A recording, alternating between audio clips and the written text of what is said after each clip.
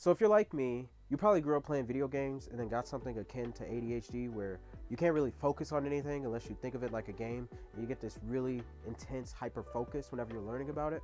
I'm going to try to trigger that by using something that I'm sure that both of our autistic behinds have, and that's an interest in Pokemon.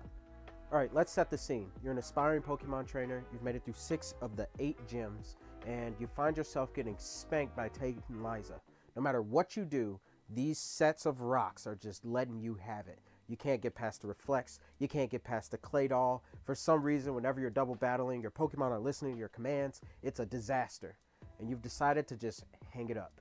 You're going to give up, and you're just going to take over the Pokémart because you are so fortunate that your father actually owns the Pokémart in Moss Deep City. One of the only places that you can actually purchase the ever elusive netball.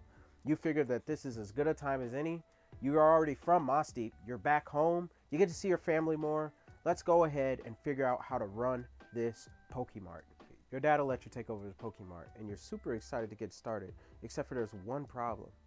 You've never run a business before. The only thing you really know how to do is battle. Type matchups, move sets, what items to take, that kind of thing. You don't know anything about running a business, but that's okay. I've got you covered. I'm going to help you out. We're going to start by just learning the basics of accounting. The most important thing to know when it comes to double entry accounting is the equation. What's that equation? Assets equals liabilities plus owner's equity. And it always has to balance. For this entire video, there's going to be a few things that I want to premise so that I'll make sure that we're all on the same page. The first thing is, anytime that I'm talking about something, you're going to see the accounting equation pop up over here to let you know what certain things do to manipulate it, because this always has to balance. Your assets always have to equal your liabilities plus owner's equity. Secondly, if you ever see the Pokeball appear on the screen right here after I ask a question, that's a good time to pause the video and to try to answer that question and take notes. All right, now that we've established that, let's go ahead and dive deeper into this equation. So why even bother learning accounting? Why are you mastering the books instead of mastering how to catch them all? Well, it mostly boils down to what accounting is and how it helps you, especially if you have a business. Accounting allows you to know the state of your business at any given time because it gives you a clear-cut picture of the financial health of your business. It lets you know what assets you own. It lets you know who you owe money to. It lets you know where your money is going. It lets you know how much of the business is actually owned by you versus not. It's extremely important because you could have a business that's failing and you not know, or you could have a business that's doing really well and you should be investing more money. So it all comes down to that equation again. Don't forget, assets equals liability plus owner's equity. Let me show you what each of those means by going through some examples of us running our Pokémart. So we're going to start with what I think is the easiest part of the accounting equation to digest, and that's assets. So let's just assume that your dad is not like Norman. He's not just going to beat you up with his slaking. He's actually going to help you through your adventure. He's going to help you by giving you your Pokémart for free. You don't have to pay anything. You own the Pokémart. You have full possession of it, which means that you have an asset that is worth 100,000 Poké Dollars. So now we know on the equation, assets equals liability plus owner's equity. We know we have 100,000 Poké Dollars on the left side of the equation. Now, here's the question that I want to ask you. If we have $100,000 of assets, how is the equation going to be balanced? It's out of balance right now. We have 100,000 on the left side, and we have nothing on the right. How will we fix this? Take a time to think about this, and then I'll let you know what the answer is. Okay, so the answer to that is we have $100,000 of equity added into the equation. So we have $100,000 of assets plus no liabilities. You don't owe anyone any money, and you have $100,000 of equity. And now your equation is balanced. Equity is just a really good way of tracking how much of the investment actually came from you, how much you actually own. So we can see in this example that you own 100% of the business. You own this $100,000 asset. And now we're going to increase it even more. Through your journeys of going through the Pokemon world and beating up fellow 12-year-olds and taking their money, you have actually managed to acquire 50,000 Poké Dollars. So now you have another $50,000 of owner's equity going into the business. That means that you have $50,000 more of assets in the form of cash. So now the equation once again is balanced. It's 150,000 and 150,000. So now we're going to put up a little infographic here that's going to show the Mosty Pokémart and how much each item costs.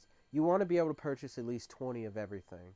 So let's break down the cost of everything and see how much money we're going to need to open up this shop. Okay.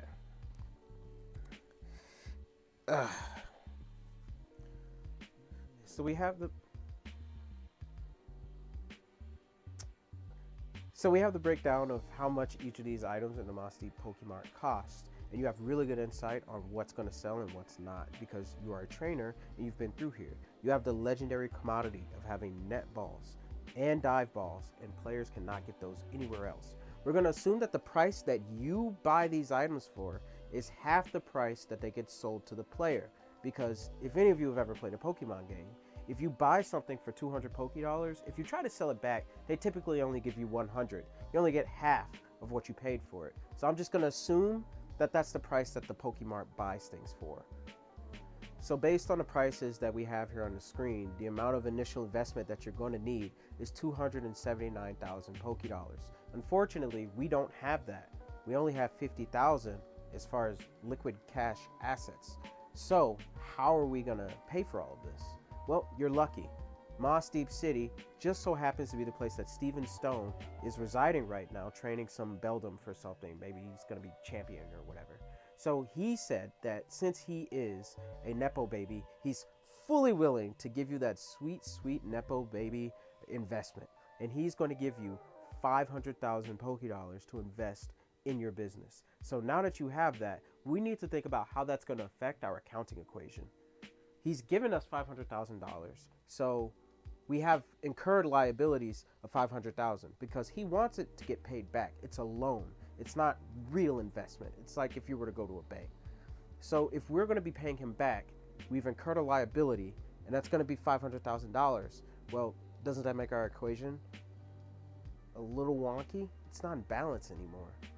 So let's take a second to think about what this will do to the equation, and you can go ahead and pause the video now to try and come up with your answer. So what it's going to do to our equation is it's actually going to increase our assets as well, because if you take out a loan from somebody, they give you money, and although you have to pay it back, so you incur those liabilities, you still receive an asset that you can use for the time being. We'll learn more about how liabilities affect your business in the long term, but for right now, just think, hey, I've got money and I got to pay this guy back, so I got to figure out how I'm going to make some money. So how is purchasing inventory going to affect our accounting equation? We're going to spend 279,000 Poké Dollars. What happens? That's going to make the equation out of balance, right? We spent 279,000 Poké Dollars. That's going to reduce our cash, one of our assets, by 279,000. How is that going to affect the equation? I want you to take a second. I want you to think about it and then get back to me here. How would that affect your liabilities and owner's equity? It's actually not going to do anything because we're just simply purchasing an asset. So we're trading one asset for another. We're getting rid of our cash, and in exchange, we are gaining the same amount in value in inventory that we can use later to make the money back so that we can pay back Steven Stone. Because somebody told me that he's actually really good at battling. I think he's like the champion or something. If I don't pay him back, his Metagross is going to break my legs. Lucky for you, you were right. And immediately upon opening your doors, the second that you open them, someone comes in and they buy 50 dive balls and they buy 50 net balls. They're trying to catch all the water type Pokemon. And so we can see how much that's going to affect our equation. This is where things get a little more complex, but as long as you just pay attention to this equation, it makes it very easy. Let me go ahead and explain it for you. Okay, so we're going to go through our first transaction. As soon as you open those doors, guy comes in. He wants 50 dive balls, 50 net balls. And when he comes in and he purchases these 100 balls, what's going to happen to the accounting equation? So I want you to think about that. I want you to pause the video, take a time to write that down, think how you think it's going to play out. And then I'm going to break this down in a way where I make it so it's so simple, there's no way you can mess it up. So he comes in and he buys 50 dive balls. Well, that initial 50 dive balls is going to net you 50,000 Poké Dollars. And then he buys 50 net balls. Those 50 net balls are going to net you 50,000 Poké Dollars. But that's not all there is to it. For each one of these, we have to figure out how much they cost us. This is where we go into something called the cost of goods sold. So the cost of goods sold was 50,000 Poké Dollars. We paid 500 each for each of these. So that means that we made a net profit of 50,000 Poké Dollars. So we've made our first sale and we increased our assets by a certain amount of money, right? We've increased them by $50,000. But if our assets increased, how is that going to affect our liabilities and owner's equity? Well, our liabilities haven't really changed. We haven't paid back any of the money that Steven Stone gave us. However, we did increase our revenue, and our revenue goes into equity. So we have increased our equity by $50,000 as well, because that's money that the business made. That's revenues. That's good. So now we have an increase in assets and equity. No change in liability. It is still balanced. Hopefully this video has been very useful for you and you are starting to get some understanding of the accounting equation. I'm going to try to upload one of these every 2 weeks. And in between this video and the next one, it's going to be a video that's more fun, more speculative. The next one coming up is going to be calculating the dollar value of a Master Ball. The energy in that one is a lot higher. I'm a lot more silly, a lot more jokes, less serious. But if you need help with your accounting, please leave comments down below. Message me directly. I have all of my information popping up on the screen somewhere in here. I don't know where it'll appear. But until 2 weeks from now, I guess I'll be seeing you. Thank you for tuning in to EXP and Equity. Like, subscribe, all that stuff. And I will be sure to help you become the greatest CPA there ever was.